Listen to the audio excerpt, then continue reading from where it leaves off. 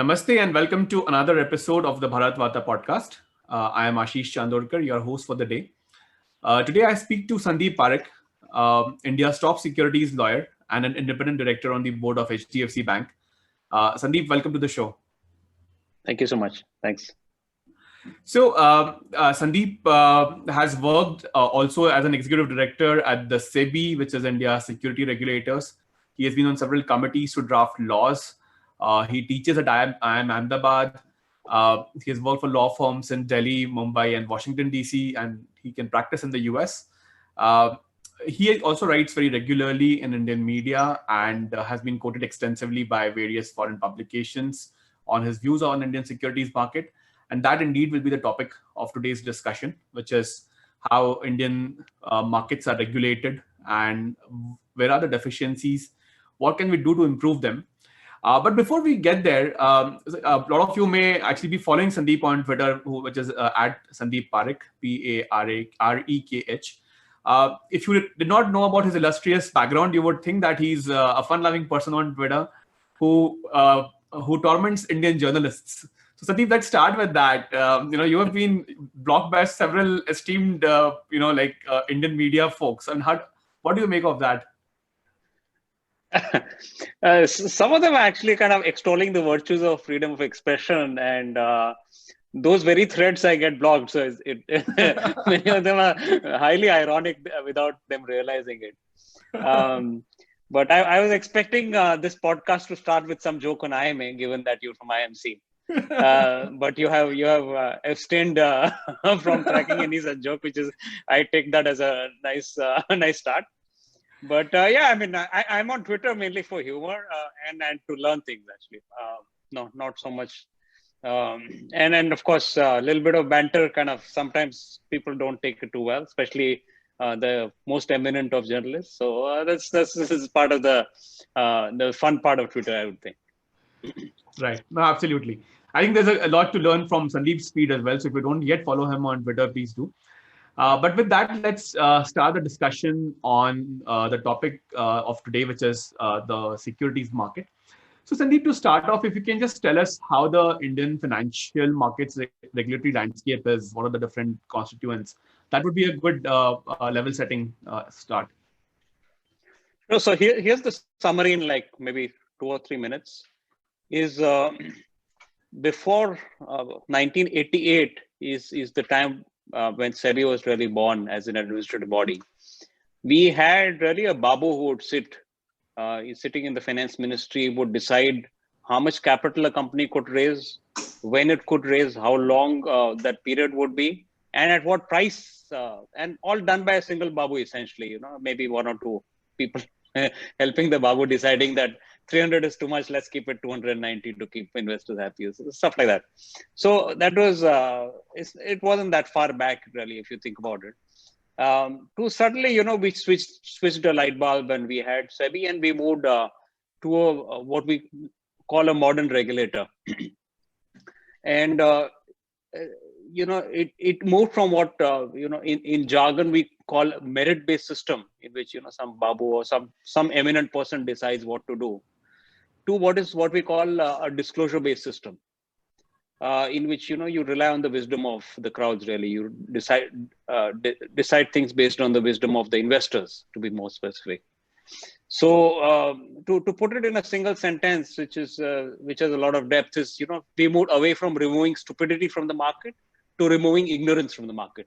And that's actually a very profound way to state that. I have not invented it. I think some genius obviously invented that sentence, but it captures the entire spirit of movement away from the merit-based system to a completely disclosure-based system, where you say that, okay, these are the flaws with my company, these are the flaws, these are the problems I face. Things may not pan out as well as I'm expecting, but I'd like to raise so much capital at so-and-so price. Would you buy or not? And then if 90% or more of investors are, they click the bait, of course, the issue goes through. And within the disclosure scheme, we have kind of various levels of disclosure. So for instance, when you're doing an IPO, there's the least amount of information which is available in public domain.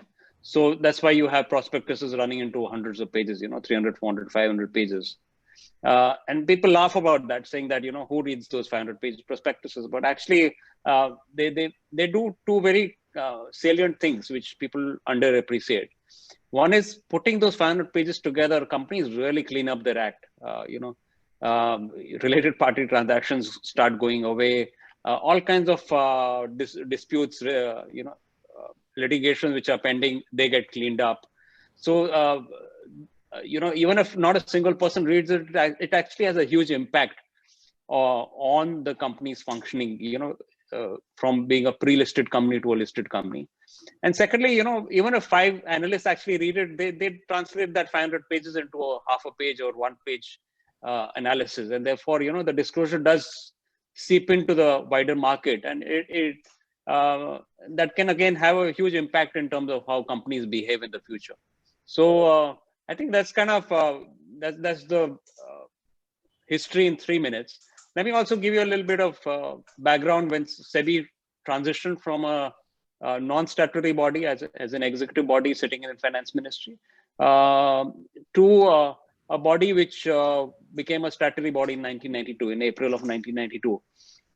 And remember, this is just after the massive Indian crisis, financial crisis. We had to ship out gold and all that story. And then within a few months, literally, we had the Harshad Mehta boom, in which, basically was he and lots of other people were stealing money from banks and putting in the stock markets.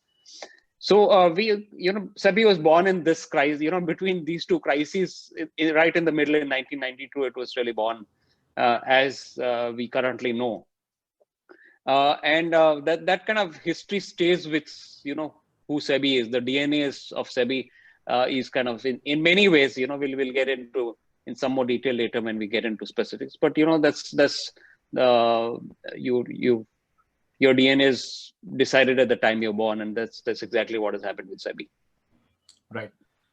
Yeah, I do remember a very interesting program called The Flop Show, which Jaspal Bhatti used to produce, where in one of the episodes he IPO'd a Golgappa Wala by creating a frenzy around how Golgappas would sell across the country. I think that those were the times when the market wasn't that well regulated, and I think this is good. I mean, this is good to know, because I think a lot of the folks hearing today will have not seen the pre-1992 kind of a picture of how markets were. So it seems like we've come a long way, Sandeep. Having said that, SEBI continues to have some role which is legislative in nature, some role which is executive, where it just decides on how to run the markets, and also judicial in some ways, right? Where it kind of looks at resolves differences, etc. So, I mean, is that the right structure, or is that how is it in other markets in the world, and how do you compare that? So broadly, this is a very curious. If you look at constitutional law, you always hear about the 3 pillars being separate and acting as checks and balances to each other: the legislative, the executive, and the judicial. In SEBI, we have all 3 of them rolled into a single organization, which sounds actually quite disturbing. This kind of seems to be too much of concentration of power without a check and balance. But in fact, it's not as bad as it sounds, because there are multiple checks and balances. Number one, the process of drafting new legislation. And in fact, if you look at securities law, almost 95+% of the laws are actually drafted by SEBI itself. What you see in the SEBI Act and FCRA, those are really not even the tip of the iceberg. They're just very sketchy detail about what should be done, what shouldn't be done, how to register, etc. Almost 95%, as I said, is drafted by SEBI. SEBI has acted as a very open regulator, and open regulator, I mean, they've always heard the market. They've kind of, even in its, if you look at the early 1990s, they've always worked through committees. They've taken a lot of suggestions from the market, people writing letters to them. I can give you one example where we, and along with, I'm sure lots of people, wrote about the draft alternative investment funds regulations. And if you see the draft which came out as a proposal, and if you see the final one, they're just night and day. The draft had so many problems that it would have made life really difficult for the alternate funds industry. But if you look at the final version, it's come out really well. So they take suggestions. They were open-minded. Finally, they have to put each regulation in each house of parliament for 30 days. So that acts as an additional countermeasure. As far as the quasi-judicial role goes, I think there is some need for reform to have maybe an external body, which is, like the SEC does, have an external panel of people who are not really direct employees of SEBI, who look at cases in a much more objective manner than is currently being done. But having said that, SEBI has, there are very few acts, very few orders of SEBI which are really overturned, despite what you see in the popular media. It's kind of more man bites dog syndrome, because almost 90% of all SEBI cases actually never go to the SAT, which is the Appellate Tribunal, Securities Appellate Tribunal. And out of those, very few are actually overturned, except in sometimes with quantum of penalties changed from, X number of crores to maybe X number of lakhs. But beyond that, I think SEBI's role has been quite good. The statistics are not really discussed. The positive statistics are not put out. And, people like to say that every time there's, SAT reverses an order, there's a big headline saying, SEBI gets another slap on its face, etc. So it's not as bad as it seems. And of course, I think the executive power has to stay with SEBI, because that's the whole point of having an independent regulator. Right. So what do you make of SEBI's enforcement capacity, Sandeep? I mean, typically in India, in most domains, we tend to have a lot of laws. They are fairly detailed in themselves. But when it comes to actually implementing them, neither the spirit nor the letter kind of applies. So what's that? How's that position in the securities market? So first of all, securities laws, unlike several laws, like for instance, tax laws, I remember from my second year law school class, the first class we were taught that don't look for logic, don't look for fairness in tax laws. That's not the case with securities laws. I mean, pretty much everything that you see is based on logic and equity and fairness. So that's kind of a good starting point, because then you can look at a law and say, okay, this is not working out too well, and argue even as a layperson, you can say this is not the right way. Broadly, I think the enforcement record has been quite good, I would think. And I would say that there are, of course, specific areas of reforms. In particular, I would say that SEBI needs to kind of enforce less. Now that might sound a bit contrarian, but what I mean by that is SEBI should really be focusing more on kind of the big, massive frauds and stuff, as opposed to catching every violation. And if SEBI knows that you file a particular form late by a month or two, they come back with the same process they would go after if they discover a fraud. Now, obviously, in a world where you have unlimited bandwidth and unlimited number of people working for SEBI, you can tackle that. But given the natural crunch of people and time with a regulator, that's never an ideal way to do it. And in fact, if you look at SEC, most cases where it finds violations which are not intentional, which are not serious, they just let it go. They don't do anything.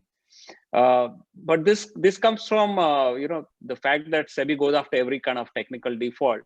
Comes from the fact that we last 10 years they've faced a lot of heat from all the multiple C's that we have, CBI, CBC, etc. That you saw this violation, but you still didn't act. That is kind of fresh in the minds of all the officers of SEBI, and therefore if they see any violation whatsoever, they will kind of take it to its logical conclusion. That's a lot of bandwidth for a technical violation. And many of the cases, including the pharma company head that you saw a couple of months back, those are technical violations. Those are not insider trading cases. You buy 1,000 shares or 500 shares by error in a blackout window. You're not looking at a crook. You can looking at a person who's made an honest mistake, and an insider trader is not going to buy 1,000 shares. Trust me on that. So really, I think we need to look at enforcing less, in fact, in kind of those kind of cases. And yes, when those are serious, there are serious cases of actual insider trading fraud, SEBI should come after you with a hammer and tong. No two ways about it. Right. So let's talk about 2 points, Sandeep. And let me first start with the fairness question. There's one criticism that the laws that we have in India are kind of complex. So just to take a few examples, one criticism is that forming an AIF is an onerous task, and a lot of times, like, the whole communication gets lost. The communication trail just goes dead with SEBI. It just takes months to kind of form an entity in India. Or even if you look at, say, PMS kind of a situation where, let's say, in India now mandates 5 crores of minimum net worth to start a PMS. Like in Singapore, it's 1.5 crores equivalent to their currency in INR. And the minimum investment amount is now 50 lakhs rather than 25 lakhs, what used to be, right? So don't you think some of it is actually not in line with the objective of fairness? I mean, it's making life difficult for innovation, new entrepreneurs, and even foreign investments. So let me you've taken an example, so let me stick to your example. I've been arguing for more than 10 years against net worth requirements for areas which should not require net worth. Portfolio managers, investment advisors, mutual funds. These work on a pass-through basis. They really don't need any capital. And in today's market, you can actually set up a stock exchange for a few lakh rupees. I'm not even saying crore rupees, because all the risk. All the money, securities, risk management, everything is there in the clearing corporation, not in a stock exchange. What is a stock exchange? It's just a bunch of servers and maybe 4 or 5 compliance officers sitting monitoring trades. It's nothing more than that. And I can literally set up a stock exchange in 25 lakh rupees, whereas what is required is hundreds of crores of rupees, which does kill innovation. Unfortunately, I'm in the kind of very small minority who even talks about this. And people, including from portfolio management services, etc., don't really talk about it. Some of them for self-interest. The existing portfolio managers who are doing well, they really don't want new, tech-enabled people to come in. But I'm not such a big cynic, so I don't think that accounts for it. It's just, I think, the Indian mentality of thinking that higher net worth means you have more honest people. And I think that's a flawed logic. If I'm a graduate from YMC, for instance, and I want to start a new business as a portfolio manager, and I have some experience. Let's say I have a year's experience. I can't do it because I don't have the capital, unless I have rich parents who are willing to fund that.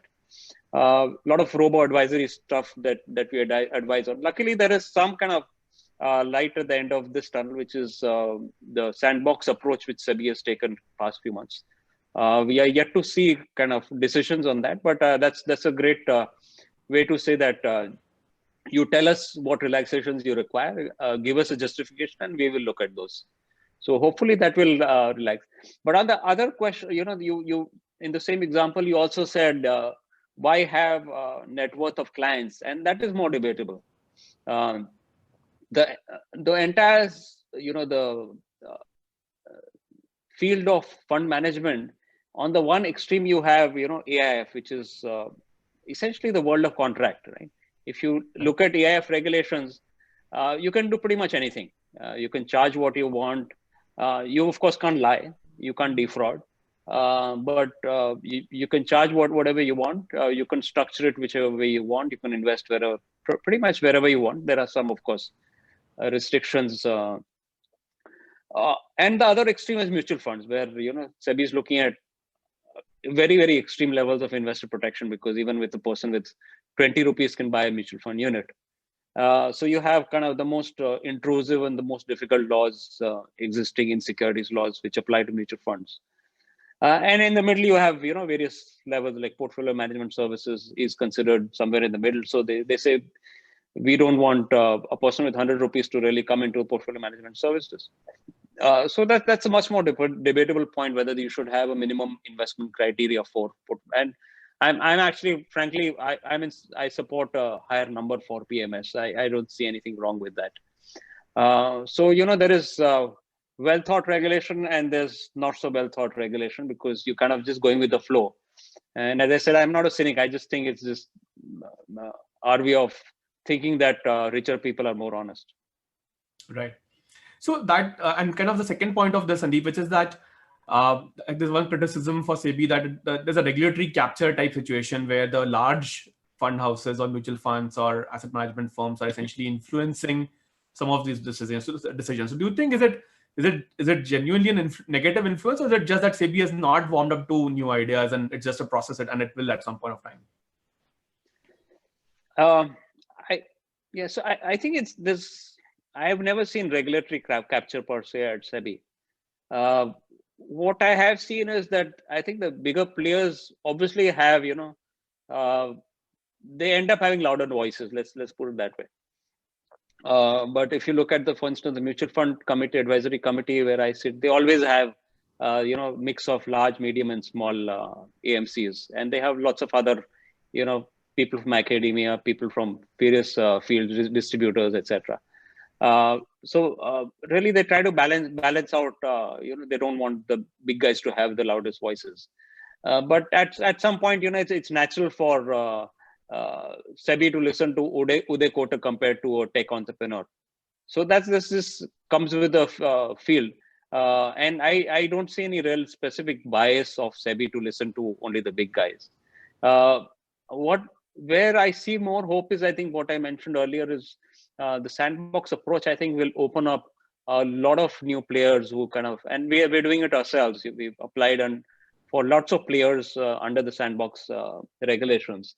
So they will hear a lot more voices once these applications get processed about where the small talented person is coming from, because then you'll have actually physically they'll get to see people, they'll get to understand their anxieties and their problems with applying for whichever license they're seeking to apply under.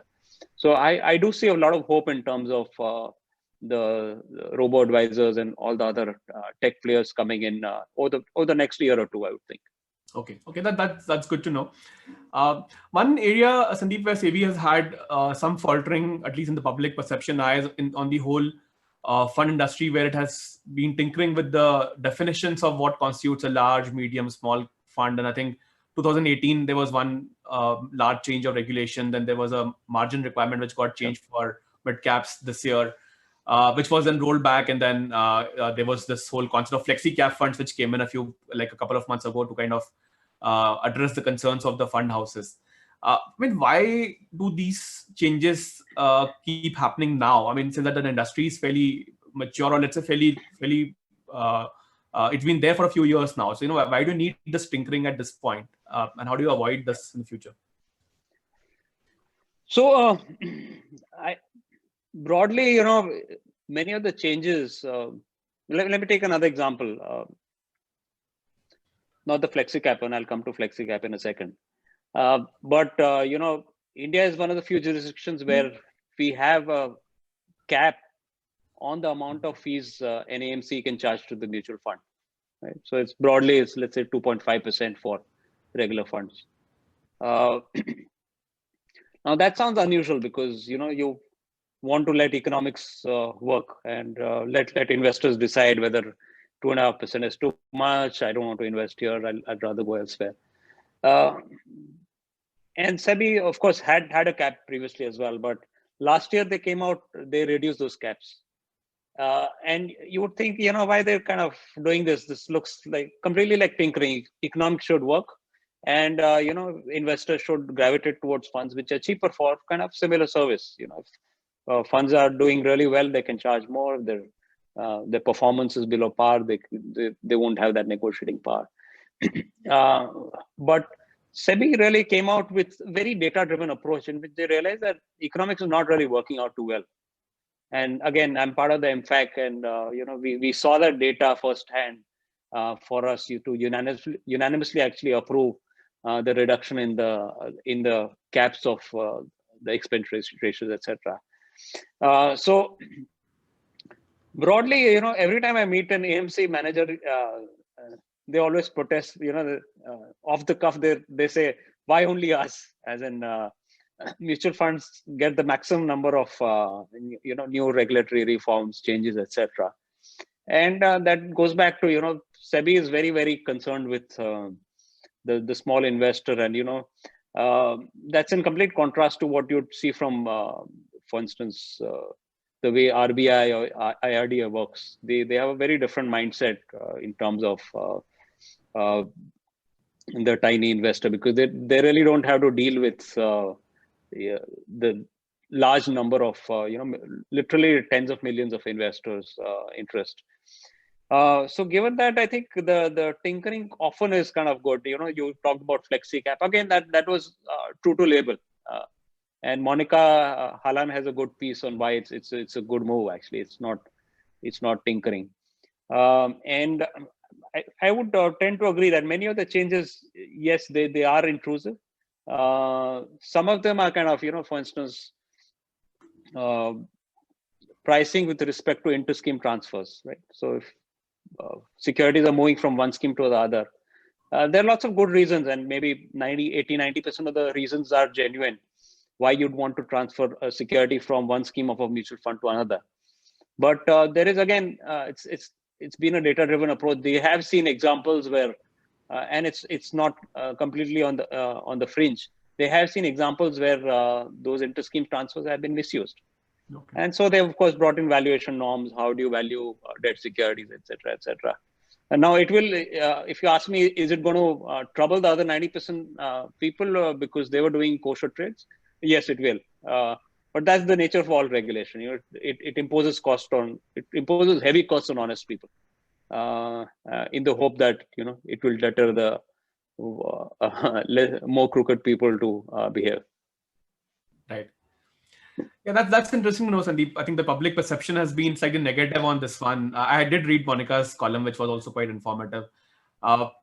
The one other question which comes to mind is that India has had this multiplicity of regulators, right? So we had the FMC, which was actually merged with SEBI 5 years ago, but then there are pension products, the IRDA, PFRDA, all of that. So should we, do you think like a single regulator approach, and this has been talked by the government for ages now, but would that be a better approach in India as the complexity of the financial product keeps going up? I would think so, because I don't think the rules are that different, and we saw the successful merger of FMC with SEBI. It was pretty flawless. It took time, of course, there to integrate the regulations. They had to do a lot of work, no doubt. But SEBI really, number one, it had some capacity to kind of absorb the system which FMC had created, and number two, it learned on the job. It didn't take long for it to kind of recruit the right set of people to kind of adapt to whatever small changes, or in some cases large changes between commodities derivatives and the equities derivatives. So I think pension insurance, for sure, I think they can easily be absorbed within SEBI without a problem. Will it take some time? Yeah, sure, but I don't think it will be difficult to do that, because ultimately, these are a combination of financial insurance products plus financial products. Pension is also kind of a combination of, it's really financial planning at the end of the day. So these are not rocket science for SEBI. They have a lot of internal capability to deal with it. So ideally, yes, I think they should merge into SEBI. Will it happen? I don't know, because I think it will require some political capital, because that's I don't think it's a kind of, you won't see it in any political party's manifesto really to merge them. So it's probably not high up in terms of the reforms which people want or people frankly need. And it would be nice to have, I would say, but I don't think it's critical even for the financial regulatory architecture to succeed really. But yes, it would be nice to have. Right. See, SEBI, I mean, we hear about SEBI's role in the context of equity markets, but I think one gap in India is like we don't have a very liquid corporate bond market. Plus, in the current situation where the banks are troubled when balance sheet problems continue for many years, can SEBI do anything to make these markets more attractive, more liquid, like corporate bond markets, or even the GSEC market for retail investors, for example? Can SEBI play a role there, Sandeep, and improve the current liquidity, etc.? So that's a tough question. I'll try to answer it because I don't have the right answer. But the corporate debt market has really suffered, death by 1,000 cuts. And if we spend the next 10 hours on what those problems are, we can of course get into those specific problems. But I think the larger problem is that we really don't either issue or trade in anything below AAA or AA, which is the safest corporate bonds. That's not to say we have not grown. We've grown very, very impressively. For the past 13 or 14 years, we've had 25% compounded annually growth in terms of both primary issuances of corporate bonds and secondary trades in the bond market. And of course, but again, it's 95% is AA or AAA versus 5% for all other rating categories. And just contrast that with the US market, where it's the exact opposite. Only 5% is AAA and AA in the US, and 95% is all other ratings. So what we have really is people don't really want to take risk, and a lot of that has to do with trust in the financial system. People and of course the problem with the Yes Bank bonds, which I got a couple of months back. People are not very and again, I'm not talking about retail investors. Retail investors don't really buy bonds.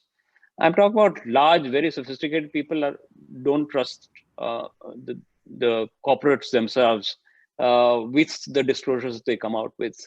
Will it change over the next couple of years? I hope so. Can it be done in the way can we just try to replicate the equity markets and create a equally liquid bond market? The answer is no. And I had a piece in the ET just a couple of weeks, actually 2-3 months back, on why trying to replicate the equity markets into the bond market, trying to create what we call an anonymous order matching system, will actually damage the bond markets instead of help. And the reason is bond markets are very different in nature. Trades are very, very large. Each trade might be 1,000 crores, 5,000 crores. 100 to 500 crores is kind of very, very common number.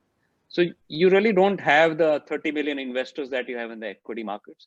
You have very sophisticated people who are doing very large trades, which means they don't want transparency. An LIC wanting to put in an order to buy corporate bonds, even if they put in a small order of, let's say, 5 crores, people know that there is more coming and they know the direction of the trade. LIC never sells, right? So they will be on the buy side, and they know that a 5 crore will mean they're trying to dribble out the trade. So the second anybody gets to know that LIC is buying 5 crores of a particular kind of bond, people will just rush and try to buy the bond and drive up the price.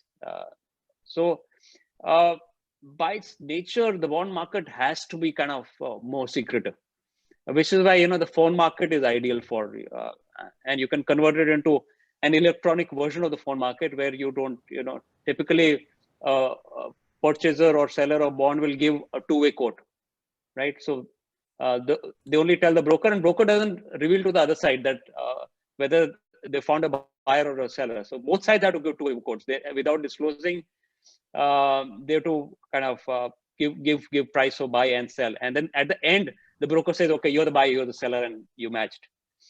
And again, large players don't want to deal with middle-sized players. So Bank of America may not want to deal with somebody who's a mid player, mid-sized NBFC. So counterparty risk is also a big feature in the corporate bonds markets, which we don't recognize suitably. So there are a lot of reforms to be done to kind of bring the trust back into the system, into the primary issuances first, into the corporate segment itself, forget the bond market. And then, of course, I think a lot of the reforms which have been talked about, starting from the R.H. Patil report, have all been implemented. There's hardly anything which is left, really. If you look at the roadmap which we had in the late 1990s, late 2000s, etc., a lot of it is implemented. It's still a long journey. You have stamp duty issues, you have TDS issues. Lots of those issues still continue to exist. But I think the mother question is, are people going to trust the sub-AA market companies themselves? If they don't trust them, no amount of tinkering with the laws is really going to bring that market to life. But be that as it may, we have actually done really well in terms of both the issuance and the secondary markets in an absolute manner. And it's quite similar to the GSEC market also. If you look at GSECs, is basically 4 or 5 buckets which are actually very, very deep. So while we seem to have a very, very liquid GSEC market, actually it's not deep at all outside of those 4 or 5 buckets of maturities, which is why we don't have a credible yield curve. If you don't have a credible yield curve, how do you price a corporate bond?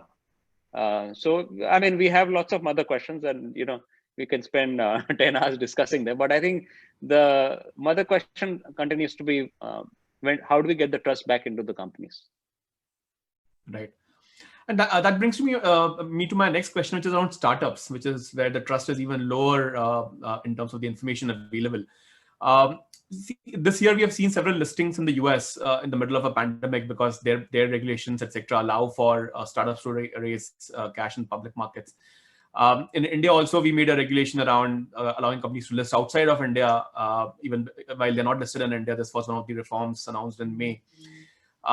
What do you make of that, Sandeep? I mean, is there something which can be done to, make can we have more startups listed in India? Like, I mean, look at Moderna.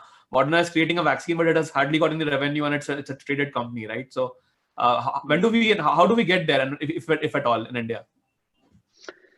So that's a question that doesn't have a very popular answer. So let me just put it up front. Is emerging markets, we will not create the next Tesla. Maybe in the distant future we will. Emerging economies by the nature will create products better, faster, and cheaper. That is a core. I mean, look at the BPO market. Look at the generics market in pharma. I mean, we are on the margins. We are inventing new molecules, etc. But broadly, if you look at all the startups, we just do things better, cheaper, and faster. Which means you really don't need the Tesla kind of funding. We have a fairly, I mean, for an emerging economy, we have a fairly deep and easily accessible PE/VC market. So people who want funds actually have funds if they can model to a sophisticated set of investors who can, separate the wheat from the chaff. There is money available. But if you're expecting an IPO by the startups that we have in India, I think you'll have much more heartburn, and it'll be a political heartburn. It won't be just a financial heartburn. 99% of them kind of vanishing in 3 years. All of them will not be fraud. Some of them may be fraud, but a lot of them are going to collapse and fail. And are we as a nation ready to take, allow IPOs in those kind of companies? And again, we have an extreme example in the US right now. There are something known as SPACs, which are like blank check companies. People are just raising money in IPOs without telling investors where that money is going, which is kosher there, which is okay for their market, and maybe it's going to work out well for them given the way they've dealt with those products. But I can't even imagine India allowing a similar product where you do an IPO without saying where the money is going. I really don't see SEBI kind of.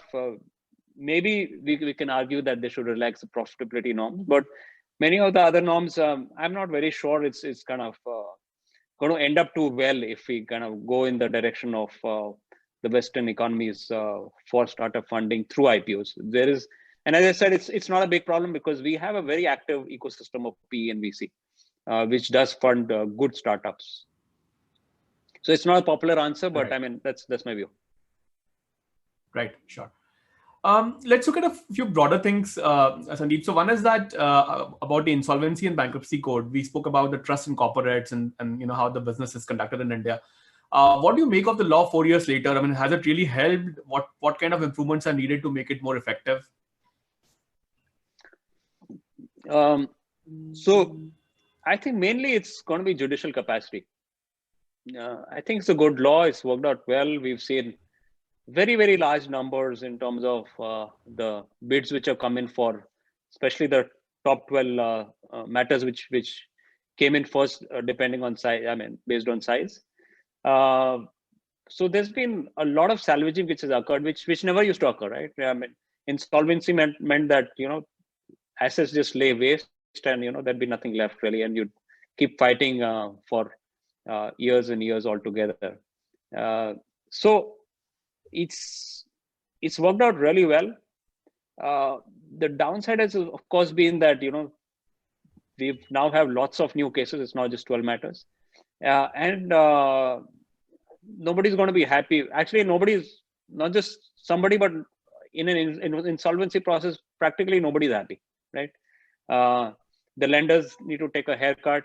The company which is getting restructured, the management is unhappy. The promoters are unhappy. So everybody's kind of fighting it out.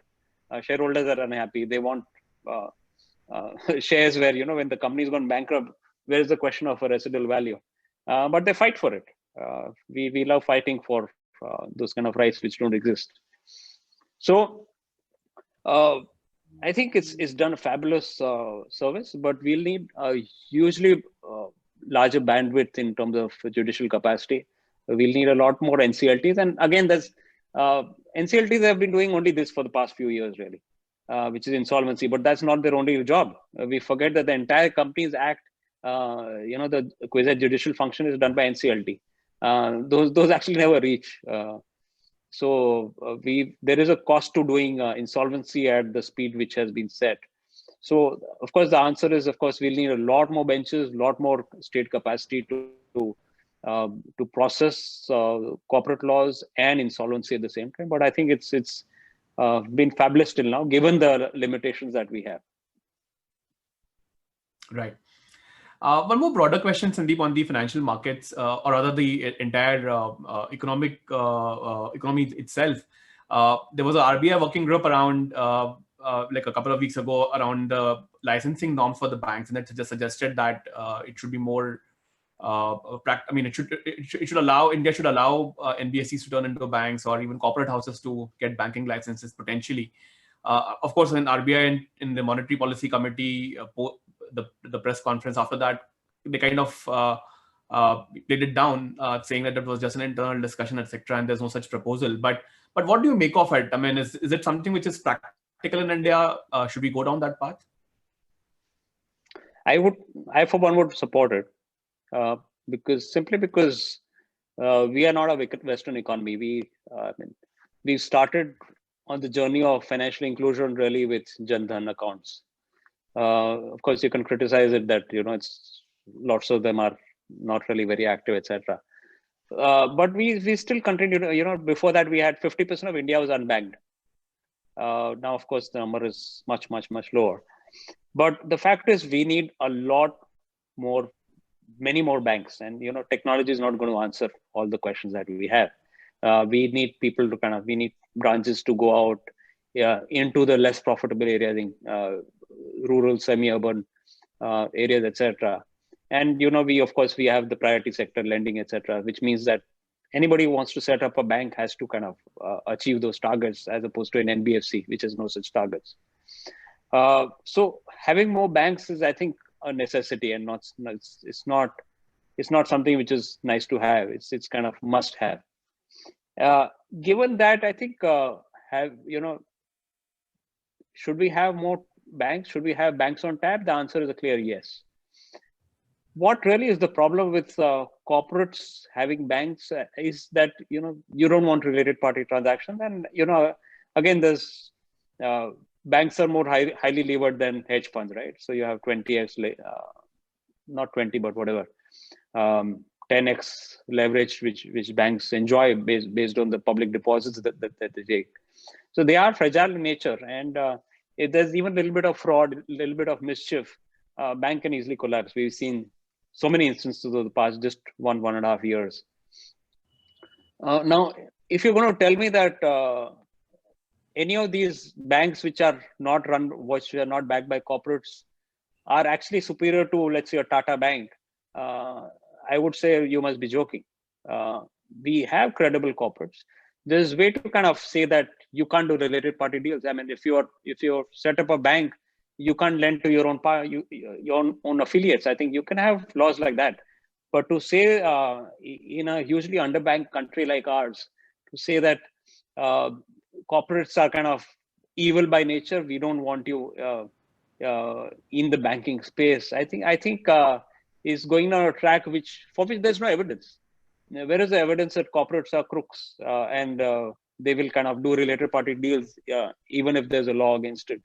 And where's the evidence that the people who don't have these corporate backs have actually performed really? I mean, there are so many examples over just the past 1 year with banks which have no corporate affiliation, which have just performed just morally bankrupt people really. So I have not seen the evidence for saying that corporates are necessarily evil and therefore must not be allowed into banking. Yes, it will be more intrusive inspection and supervision because the RBI will actually have access over all the related corporates.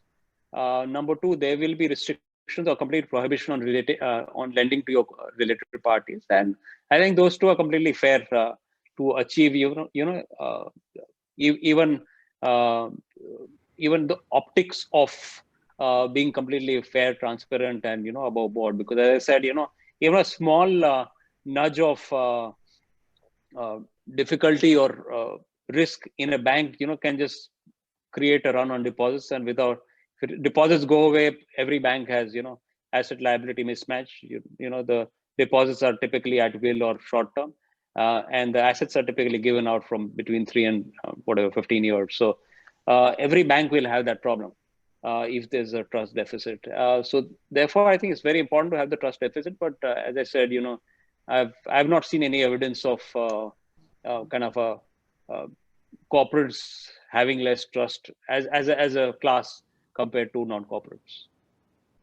Right.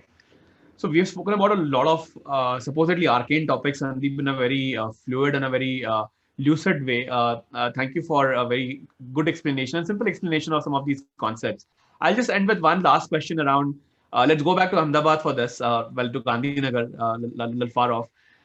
We hear a lot about the IFSC, right? Do you think it's that can succeed in Gandhinagar, or what else needs to be done apart from lifting the prohibition? That is. So, I think IFSC has to find its place under the sun, and I think it's got its feet wet, but it still needs to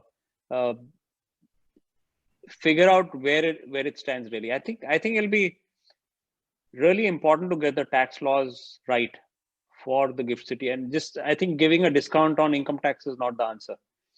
We have more complex issues like if you want fund managers to sit in India, you really we need to sort out all kinds of jargon-filled stuff like POEM, right?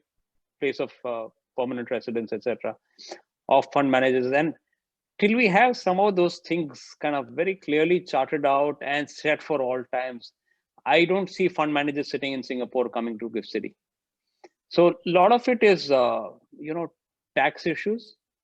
A lot of it has to do with, do you want it to be a route to come for money to come into India and go out via GIFT City? Today you and I can invest. You're of course rich, so maybe you can invest $250,000 every year. So a family of 4 can actually invest $1 million. Pretty much do anything they want except for a couple of prohibited things like lotteries, etc. You can buy a Greek island if you like. I would highly recommend that. But I think that if GIFT City were to serve both on the inbound this thing and the outbound, it can kind of act as a channel which Mauritius has, for instance, held in the 1990s and 2000s. And just to give you a little history of Mauritius was not actually a tax haven at one point. It was a tax haven in a very different sense. It was a haven for Indian money to flow into South Africa because Indian laws actually prohibited investment into South Africa because of the apartheid regime in the 80s. So the double tax treaty that we now recognize as a tax haven was actually a means for India to invest in South Africa. Of course, with the 91 reform, a lot of money started coming in, and one smart tax lawyer actually figured Mauritius has a great tax treaty, and let's use that. And it became at some point the single largest source of foreign flows into India. I'm not a big fan of tax havens, and that I think that's been completely plugged now. But we certainly need an easier tax regime, and I think that's the biggest culprit in for fund managers really moving into Indian territory. And once we have that, I think a lot of positive ripple effects will happen in terms of you will have fund managers sitting in India. They don't have to sit in Gandhinagar and stop drinking. They can sit in India, because ultimately SEZs are also, they're not. It's not like a concentration camp. It's people can be in India and subject to kind of tax problems. They can actually, and this is the best location where you can actually talk to management. You can talk to companies, get a sense of where you want to invest. And if that is eased and Gandhinagar or Gift City really acts as a source which makes that easy, I think that would be great, because it will mean there'll be more foreign investment into India. It will be more controlled because you have actual direct regulatory control over it. So money laundering, etc., which you could not control in Mauritius, really falls within your control. And I don't think clean money really minds the money laundering laws that they would, but they would certainly mind an uncertain tax regime, which varies between 0 and 34%, based on the tax officer's view of a particular arcane provision.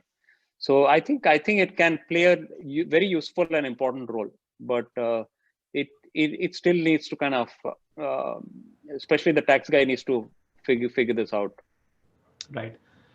Okay, Sandeep, thank you so much. That was a very interesting answer and a very interesting discussion for this podcast. Really appreciate your time. And to all your viewers, I would recommend following Sandeep on Twitter at Sandeep Parekh, and learn from his wisdom of financial markets and the securities laws of India. Thank you, Sandeep. Thanks so much. Pleasure being here. Yeah. Thank you for tuning in. This podcast was brought to you by the team at Bharat Varta. If you liked this podcast, then don't forget to share, subscribe, and rate us on your favorite platforms. We're available on Anchor, Apple, Google, Spotify, Stitcher, Breaker, YouTube, and a host of other platforms. We started Bharat Varta to facilitate long-form discussions on politics, policy, and culture. We don't necessarily endorse anything that was said in this episode. If you do wish to offer us any feedback on the content or anything else, do reach out to us on social media or get in touch with us on our website, www.bharatvarta.in. The links are in the description below. Thanks again for tuning in. Until next time, stay safe, take care, and Jai Hind.